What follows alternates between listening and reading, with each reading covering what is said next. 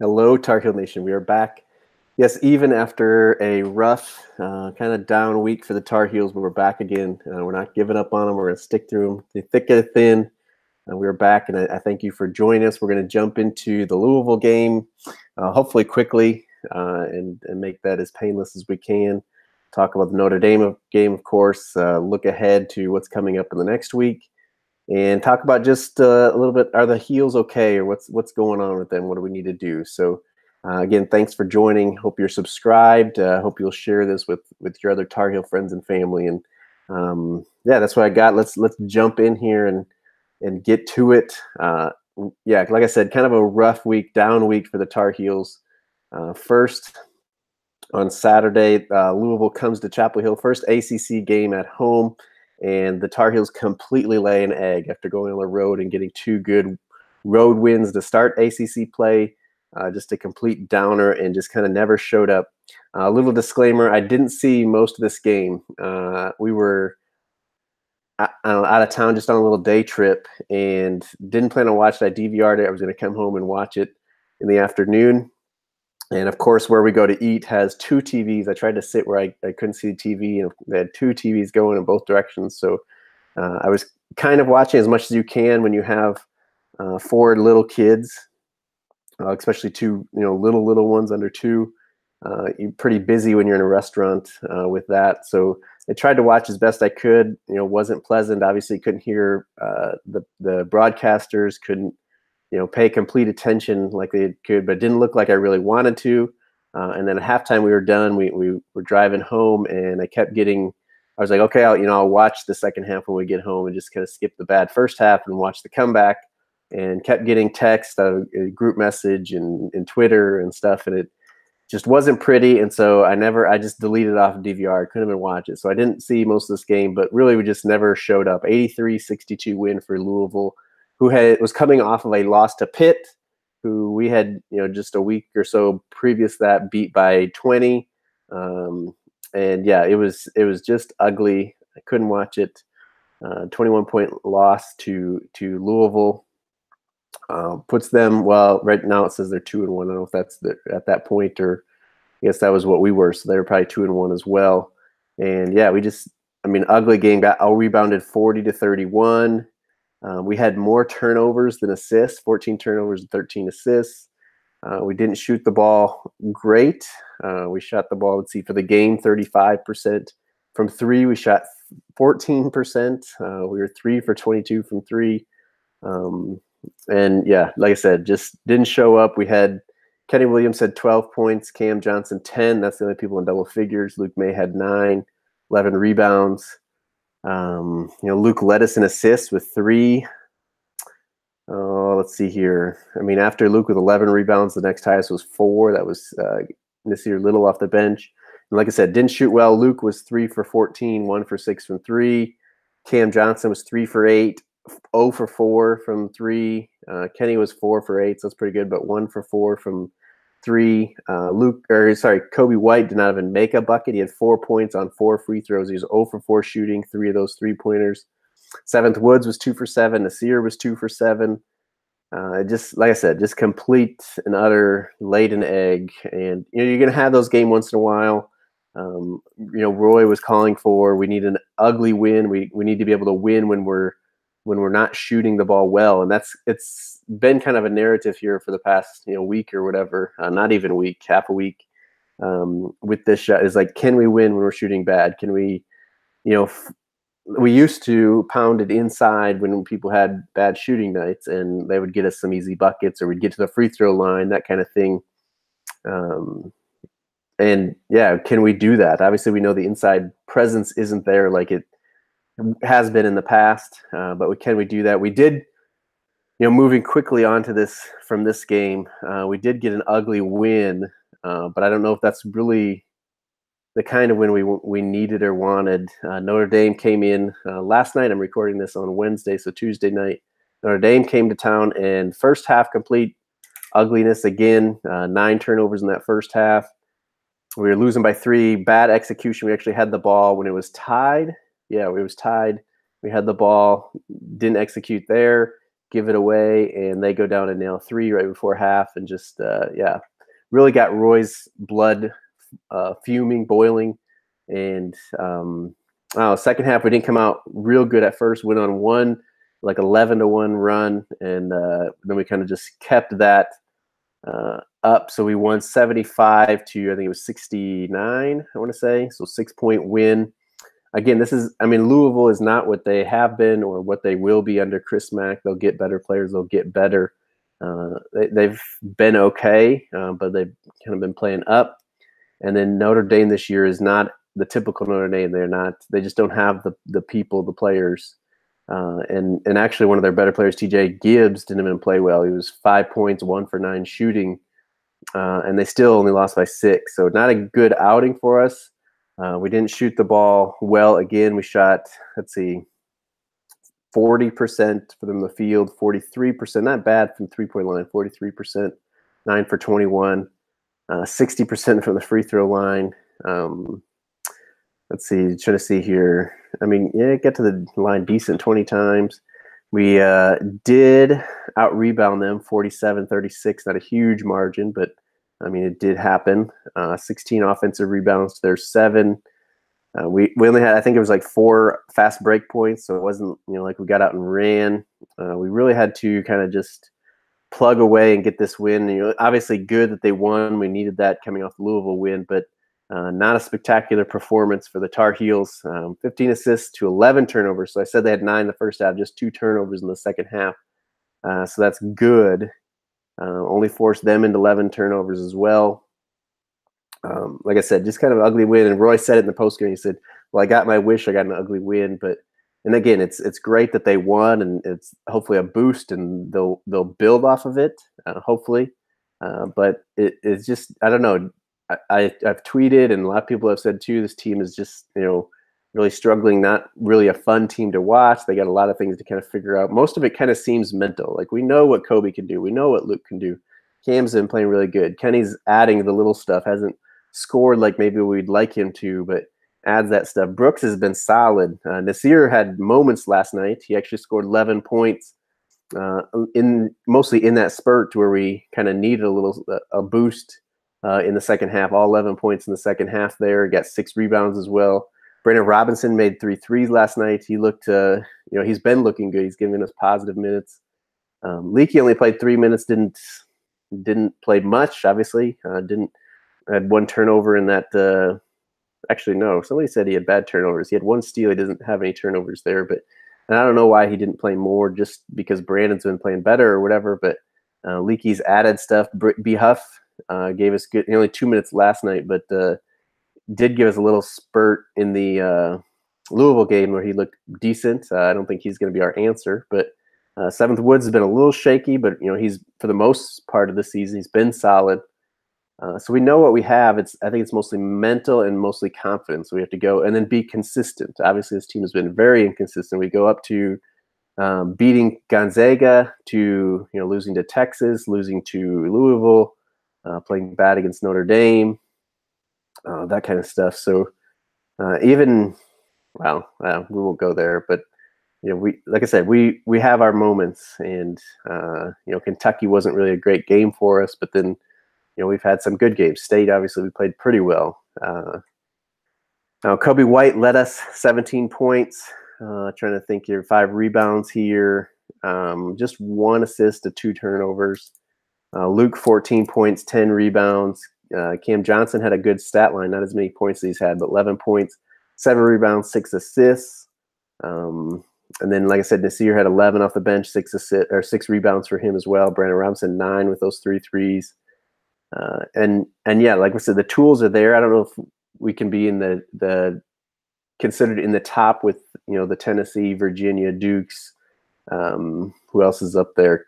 Kansas was. They've dropped off a little bit with the loss of Azubuike, but I don't think we're up there. But we can make a solid run. Sweet 16, Elite 8. If we get the right draw, get lucky and play well, I think we can make the Final Four. I don't think you would predict that for this team right now. But the tools are there. We got to have the confidence. We got to be consistent. And I think we do need to shoot the ball fairly well to make some noise, to go on a little run here. Um, yeah, as far as them, I mean, they had one guy in double figures. Oh wait, that's rebounding. But John Moody, 16 points, 19 rebounds last night against us. Prentice, 18 points, and DJ Harvey, 15 for them. So obviously a lower scoring game, 75-69 than what we're used to.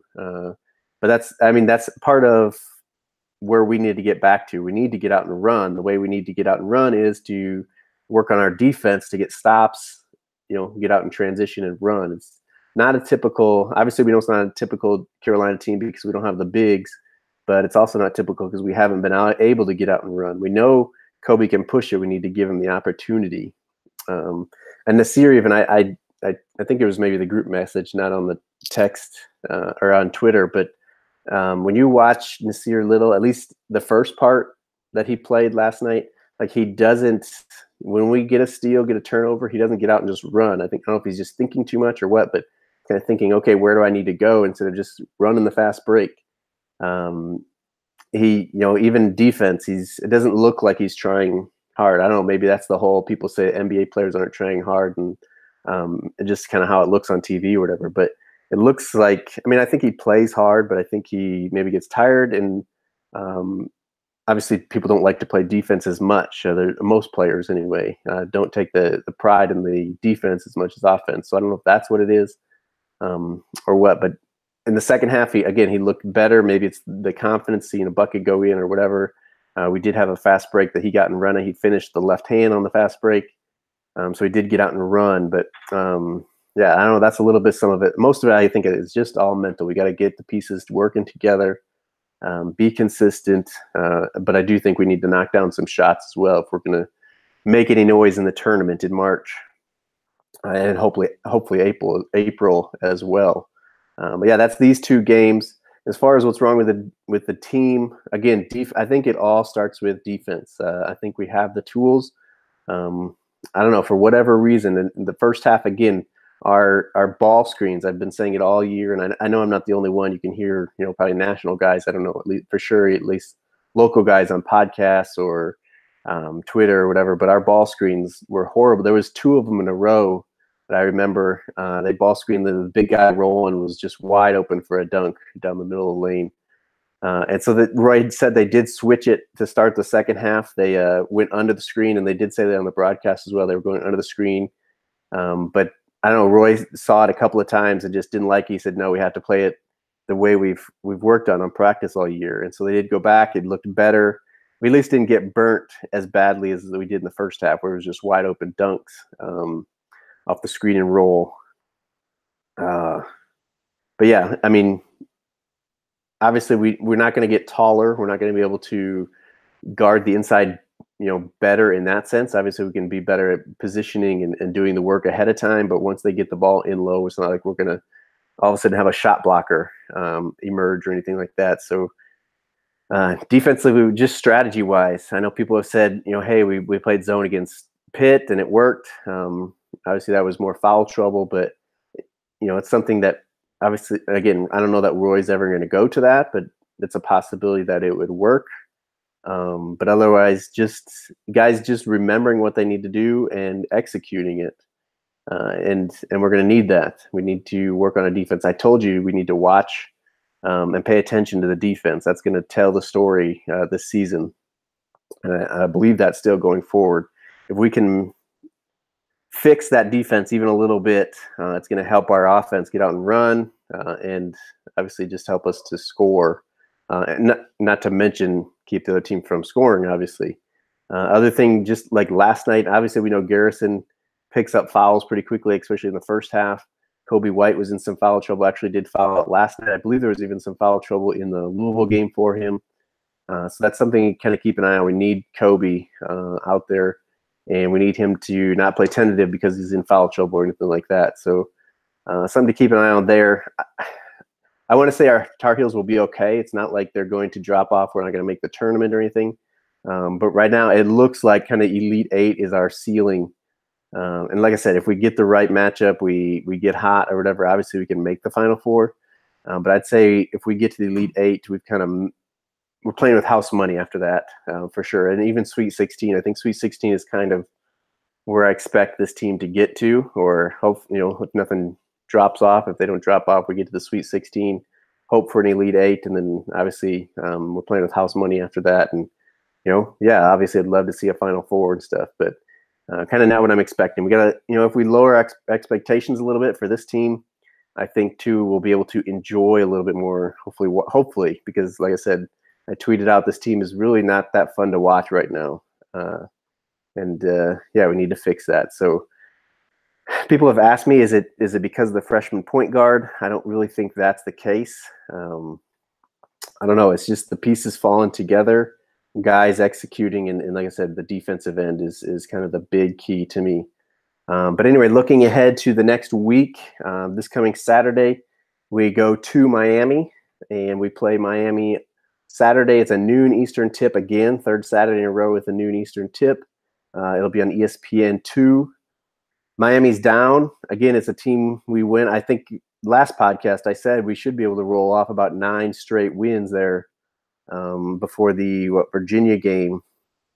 Obviously now we got Miami, Virginia Tech. I don't know. It's going to be a tough one. It's at home, but it's possible. Like I said, it's possible. Really, it comes. And I said this about the last 2 games this weekend. Louisville, obviously, I expected us to win. Notre Dame, I expected us to win by more than what we did.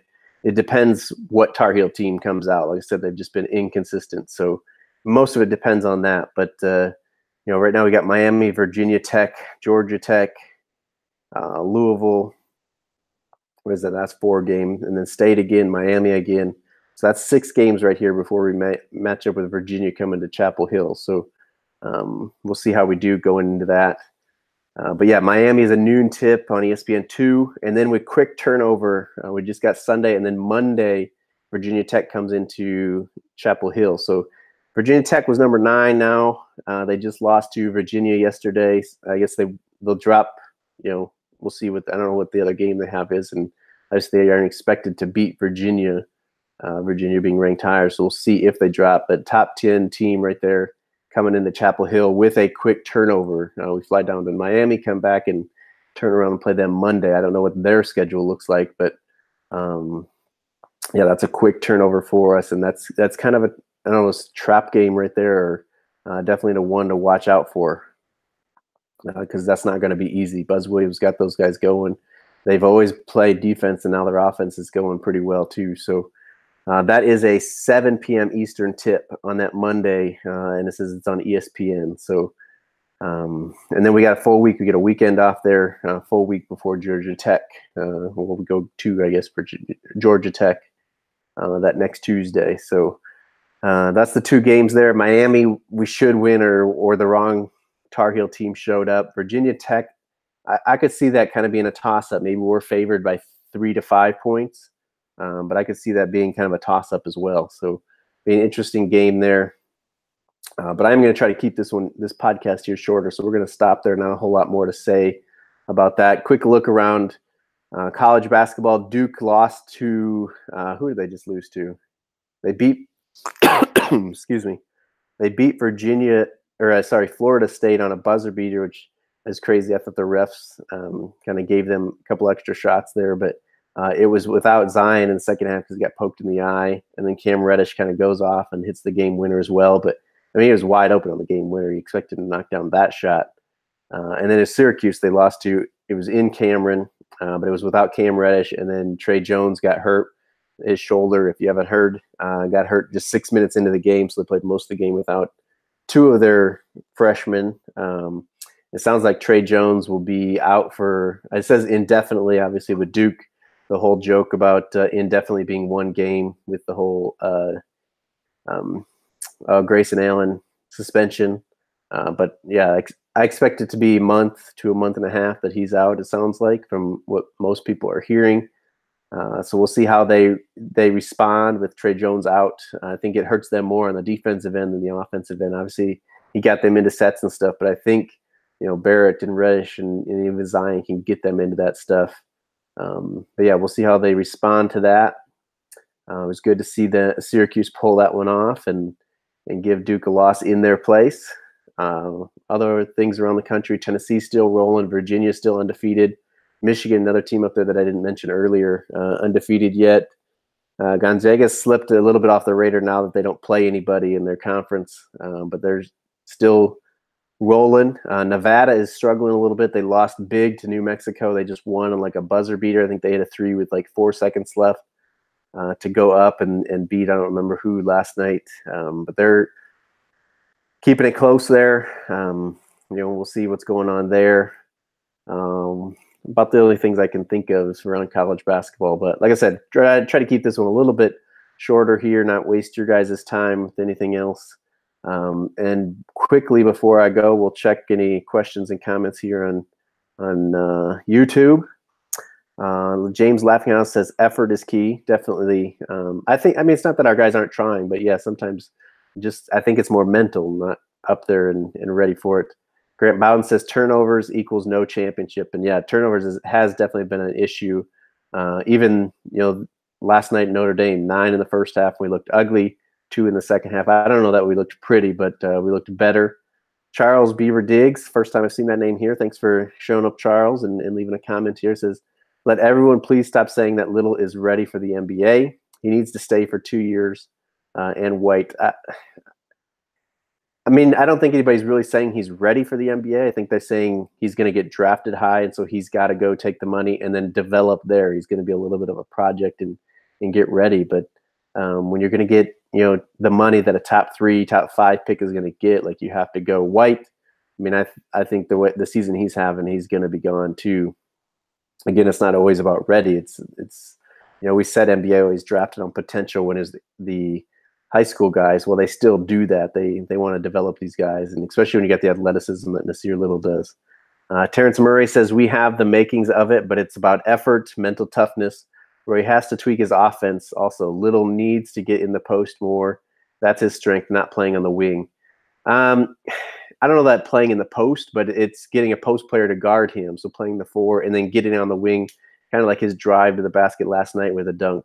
He had a post player on, he went by and dunked it. And the one down the middle as well. He got past he got the and one with the guy following. It was a post guy guarding him. So getting him to play 4, getting a bigger guy to guard him so he can drive. It's getting him not to settle for jump shots as well. But yeah, getting to the rim is definitely going to be his strength. But Roy's been saying that all year. It's about Nasir doing that, not settling for jump shots, and then getting guys that he can drive past. Terrence Murray also says, I think we need to play a little more zone, also because our bigs are too slow to recover on pick and roll and ball screen situations. Yeah, I mean, they either have to figure out ball screens, the pick and roll, or go to a zone. But I don't think the zone is going to be an option for Roy. That's the only thing. We can say it all we want. It's not going to happen if Roy doesn't change there. And then Charles Beaver Diggs says the worst bigs in UNC history were 86. Martin was better than these guys. Can't score, can't get rebounds. Just make me sick to watch. I feel for Roy, soft as butter. Yeah, I mean, I think they have the ability, but they just need to develop it and get it and figure it out. I don't know. And just be okay with playing their role, which I think they have been. But, Garrison's gotten into foul trouble, and obviously Sterling Manley's been out now with some injuries. But, I mean, we just can't hold them to the same standards that we would a 5-star big guy or something like that. We have to be realistic, and I don't know. We'll see how it goes here. It is definitely interesting. It's definitely different not having the bigs that we're used to in a Carolina uniform. But that's all the questions that I had there. Again, thanks for listening, watching, guys. Make sure you're subscribed. Make sure you connect with me on Twitter or Instagram, any social media. I'd like to talk college basketball and Tar Heel basketball with you guys at any time. So definitely hit me up and connect and spread the word. Share this show, this podcast with your friends. Ask them if they're listening. If not, show them how to listen. But appreciate it. I look forward to hearing from you guys, getting all the feedback that you have for me. And I will see you guys next week. Until then, go Heels.